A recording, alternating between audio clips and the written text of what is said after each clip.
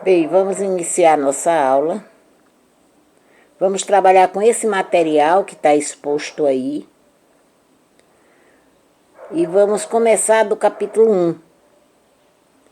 Do primeiro capítulo mesmo, que diz respeito a vetores.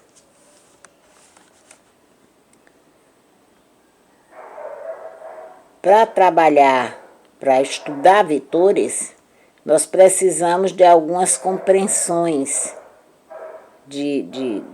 anteriores, como, por exemplo, no que segue aqui, reta orientada ao eixo. Então, nós precisamos saber o que seja uma reta orientada ao eixo. Uma reta R orientada quando se fixa nela um sentido de percurso considerado positivo indicado por uma seta. Como mostra aqui a figura 1.1. Eu tenho uma reta R, defini um sentido de percurso que foi da esquerda para a direita e coloquei a seta aqui, ó. Aqui eu tenho uma reta orientada, né, no sentido positivo. O sentido contrário vai ser o sentido negativo. O sentido oposto é negativo. Uma reta orientada como essa aqui, ela é chamada simplesmente de eixo. Tá certo? Vamos ver agora o que seja segmento orientado. Um segmento orientado ele é determinado por um par ordenado de pontos. O primeiro é chamado de origem do segmento e o segundo é chamado de extremidade do segmento.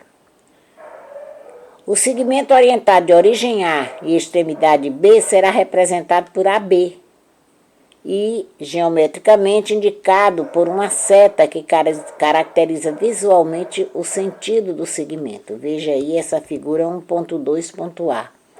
Eu tenho aqui um segmento orientado de origem A, extremidade B.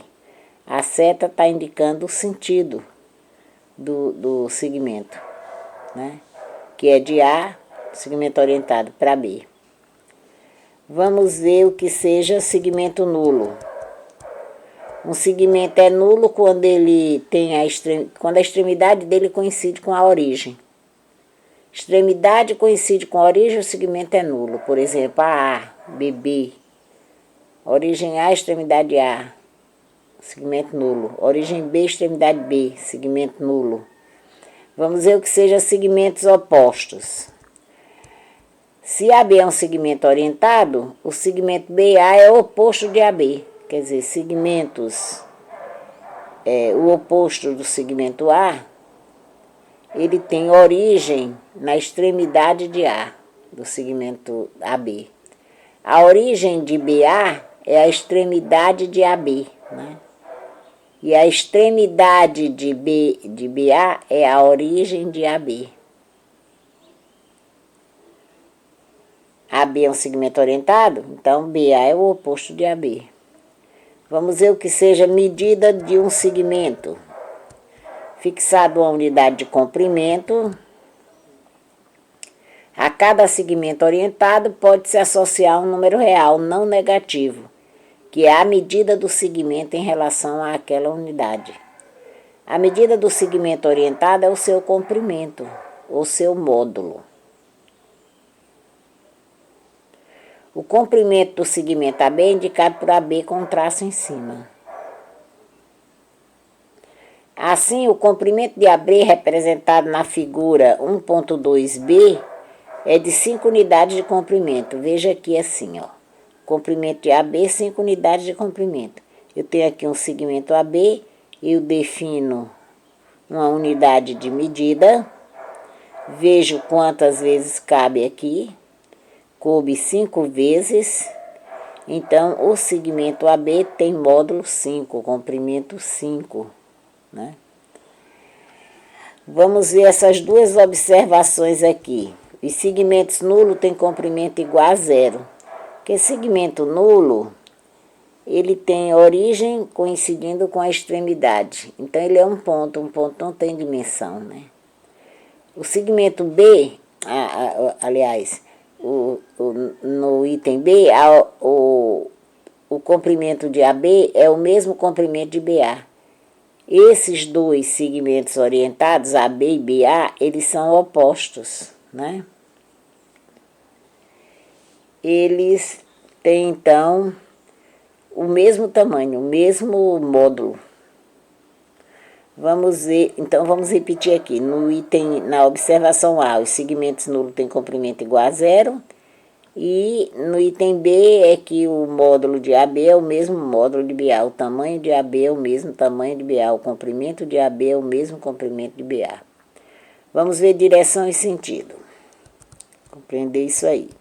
Dois segmentos orientados não nulos, AB e CD, têm a mesma direção se as retas suportes desses segmentos são paralelas ou coincidentes, né?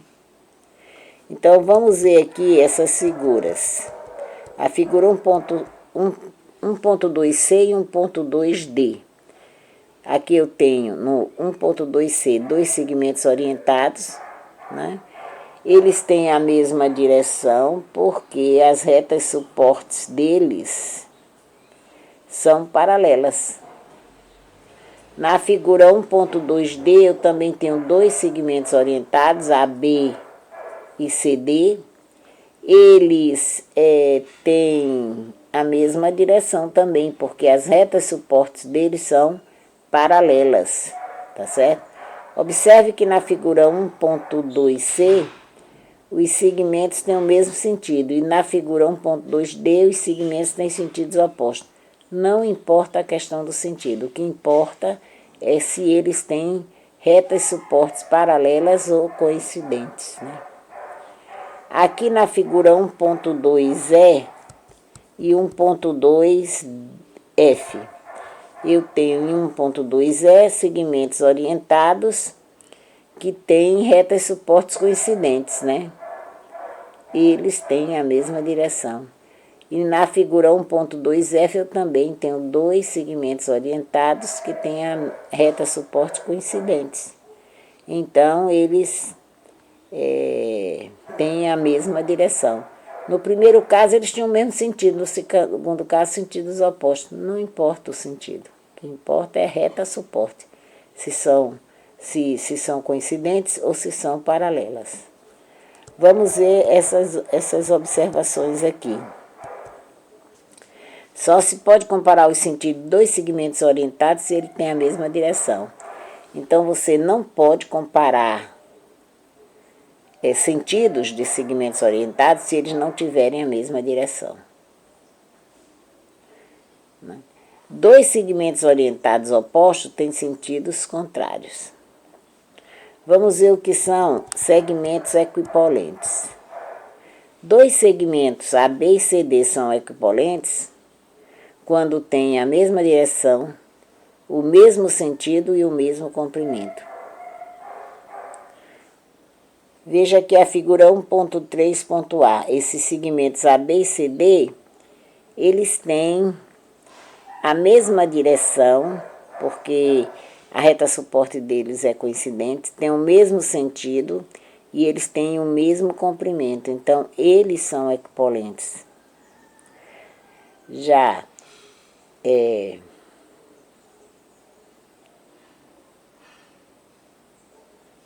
nessa figura 1.3, para que AB seja equipolente a CD, para que AB seja equipolente a CD, é necessário que AB seja paralela a CD e que AC seja paralelo a BD, ou seja, que essa figura forme um paralelogramo. Aí eu digo que AB é equipolente a CD. Então, para isso, eu tenho que ter AB paralela a CD e tenho que ter AC paralela a BD, formando aqui um paralelogramo. Vamos ver essas observações aqui. Dois segmentos nulos são sempre equipolentes. Quer dizer, é uma convenção, né? Convencionar que segmentos nulos são equipolentes. A equipolência dos segmentos AB e CD é representada por AB, um tiozinho CD. Eu leio aqui, AB é equipolente a CD, o segmento orientado. AB é equipolente ao segmento orientado CD. A equipolência, veja bem, é uma relação entre segmentos orientados. ela goza de propriedades, como a propriedade reflexiva, que todo segmento orientado é equivalente a ele mesmo, AB é equivalente a AB. A simétrica, que se AB é equivalente a CD, CD é equivalente a AB. A transitiva, se AB é equivalente a CD e CD é equivalente a F, então AB é equivalente a F, que é a transitiva. E uma quarta aqui, propriedade, que diz que dado um segmento orientado a B e um ponto C, existe um único ponto D, tal que AB é equivalente a CD.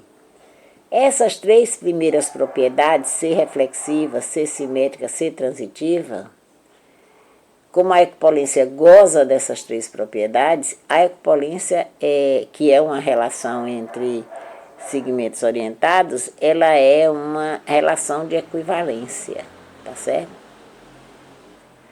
E essa última propriedade me garante que eu, em cada ponto do espaço, dado um ponto qualquer do espaço, eu sempre vou conseguir um único ponto D, de modo que esse segmento orientado de C a D vai ser equivalente a B. Ou seja, dado um segmento orientado a B e um ponto C, eu sempre vou poder criar representantes a partir desse ponto equivalente a B, né? Dado um segmento orientado a B e um ponto C, existe um único ponto D, tal que AB é equivalente a CD. Vamos ver o que seja vetor.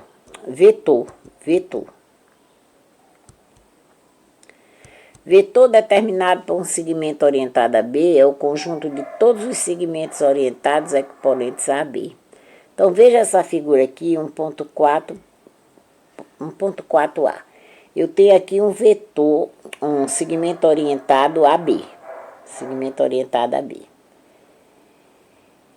Eu vou construir um conjunto que é uma classe de vetores equivalentes a B.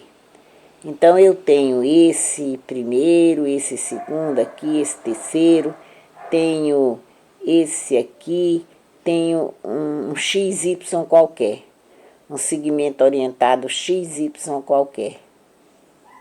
Né? Eu tenho aqui infinitos segmentos orientados equivalentes a B. Ou seja, um conjunto infinito, uma classe de segmentos orientados equivalentes a AB. Essa classe, esse conjunto infinito é que eu chamo de vetor. E qualquer um desses segmentos orientados pode representar o vetor. Então, eu chamei XY de V. Então, quem é V? É o conjunto de todos os XY, segmentos orientados XY, tal que XY seja equivalentes a AB, onde XY é um segmento qualquer do conjunto. Então, um vetor, na verdade, é uma classe de segmentos orientados equivalentes entre si. E AB, né, no caso. O vetor determinado por AB é indicado por AB com a seta aqui em cima, ou então é B menos A ou é V. Vamos dar uma lida nesse conteúdo aqui, que é um pouco a repetição do que a gente trabalhou. Por último, o mesmo vetor AB é determinado por uma infinidade de segmentos orientados chamados representantes desse vetor, e todos equivalentes entre si. Assim, um segmento determina um conjunto, que é o vetor, e qualquer um desses representantes determina o mesmo vetor. Portanto, com origem em cada ponto do espaço, podemos visualizar um representante de um vetor. Usando um pouco mais de nossa capacidade de abstração, se considerarmos todos os infinitos segmentos orientados de origem comum, estaremos caracterizando através de representantes a totalidade dos vetores do espaço. Ora, cada um desses segmentos é um representante de um só vetor. Consequentemente, todos os vetores se acham representados naquele conjunto que imaginamos. Penso num ponto e vou construindo segmentos orientados, com origem nesse ponto. Aí eu tenho uma visão da totalidade dos vetores. As características de um vetor são as mesmas de qualquer um dos seus representantes, isto é, módulo, direção e o sentido do vetor são o módulo, a direção e o sentido de qualquer um dos representantes, dos seus representantes. O módulo de V a gente indica por duas barrinhas com V, quer dizer, o comprimento, né? O módulo de V. Alguns autores chamam de norma para diferenciar de módulo, que seria de um número real, tá certo? Mas aqui ele chama mesmo módulo de V, né? Vetores iguais. Dois vetores AB e CD são iguais se somente se AB é equivalente a CD, ou seja, o segmento orientado AB é equivalente ao segmento orientado CD. Esses dois vetores aqui, isso aqui é um conjunto de segmentos orientados equivalentes entre si e equivalentes a AB. Isso aqui é um conjunto de segmentos orientados, todos equivalentes a CD. Então, para esse conjunto aqui ser igual a esse, é preciso que esse AB seja equivalente a CD. Aí eu tenho dois vetores iguais. Esses vetores são iguais. Vamos ver o que seja vetor nulo. Um segmento nulo, os segmentos nulos, por serem equivalentes entre si, determinam um único vetor, chamado de vetor nulo ou vetor zero, que é indicado por o zero com a setinha aqui em cima. Vamos ver então vetores opostos. Dado o vetor V igual a AB, o vetor BA é o oposto de AB.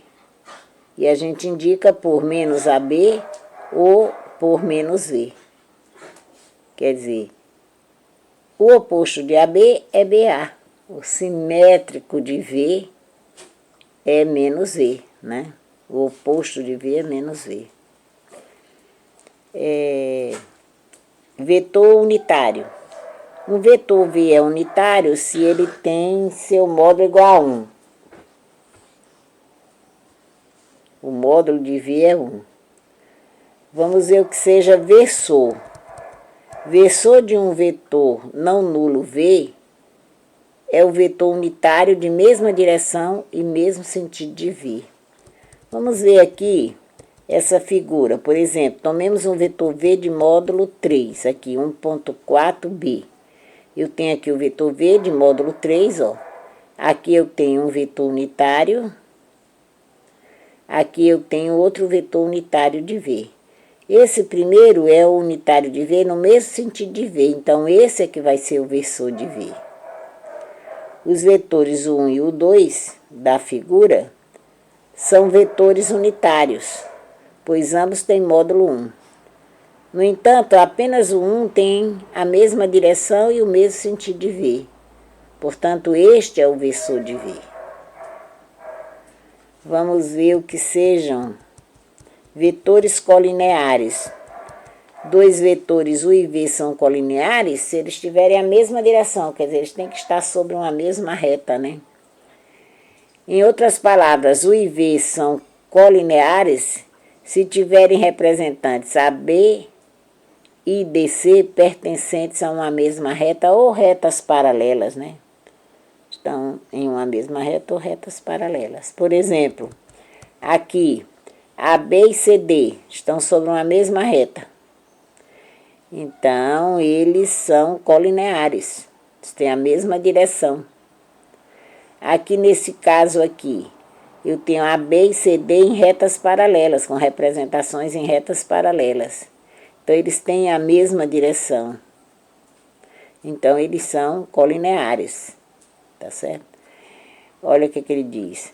Dois vetores U e V são colineares se tiverem a mesma direção. Então, estão sobre uma mesma reta ou em retas paralelas, com representações numa mesma reta ou em retas paralelas.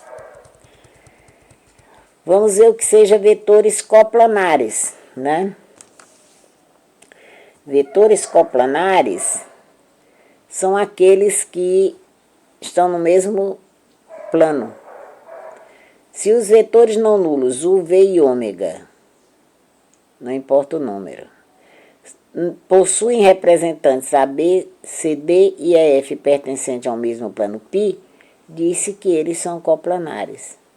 Veja aqui essa figura, 1.4D.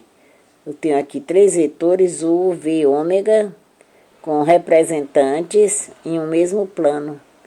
Então, esses vetores, eles são coplanares, tá certo? Vamos ver agora o que ele diz a seguir. Guardemos bem o seguinte, 2 vetores U e V quaisquer são sempre coplanares, pois podemos sempre tomar um ponto no espaço e com origem nele, imaginar os 2 representantes U e V pertencentes ao mesmo plano que passa por estes pontos. 2 vão ser sempre coplanares, porque você vai sempre conseguir um plano que contenha os 2. Agora, 3 vetores poderão ser ou não coplanares. Vamos analisar essas figuras aqui. Vamos analisar a figura 1.4c, né? Esses 3 vetores aqui estão com representações em um mesmo plano, então eles são coplanares. Agora, aqui U, V e ômega não são coplanares. Você tem aqui U e V coplanares, mas esse vetor ômega está saindo, ó, num plano que está interceptando o plano π. Esses 3 aqui não são coplanares. Vamos trabalhar um pouco agora com operações com vetores. Tá certo? Eu tenho, sejam os vetores U e V representados pelos segmentos orientados A, B e C, D, aqui da figura 1.5a. Eu tenho aqui o vetor U, na extremidade do vetor U eu coloco o vetor V, e esse vetor aqui que fecha de A para C que é a soma dos vetores U e V. Os pontos A e C determinam um vetor S, que é, por definição, a soma de U e V, isto é, S é U mais V.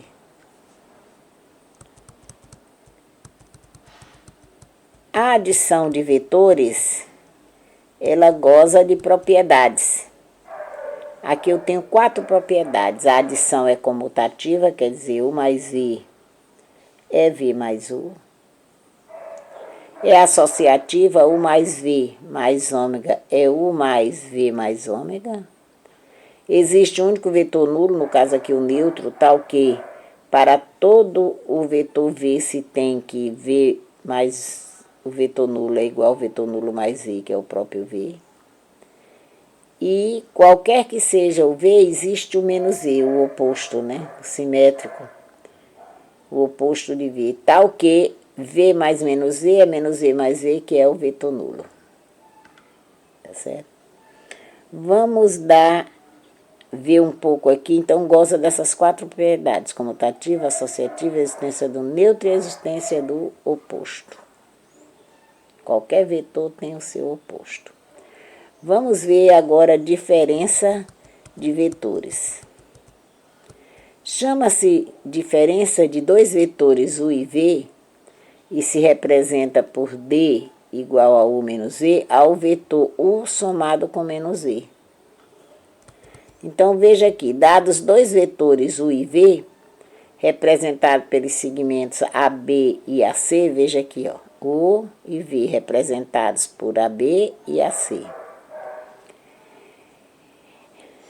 Respectivamente, e construído o paralelogramo A, B, C, D, verifica-se que a soma S de U mais V é representada pelo segmento AD. Vamos ver aqui. AD representa a soma de U mais V, não é isso?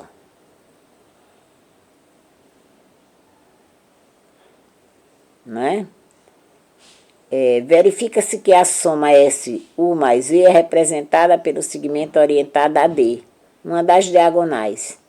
E a diferença D igual a U menos V, porque aí eu tenho aqui V, o menos V vai ser assim, ó. Quando eu pegar aqui menos, U,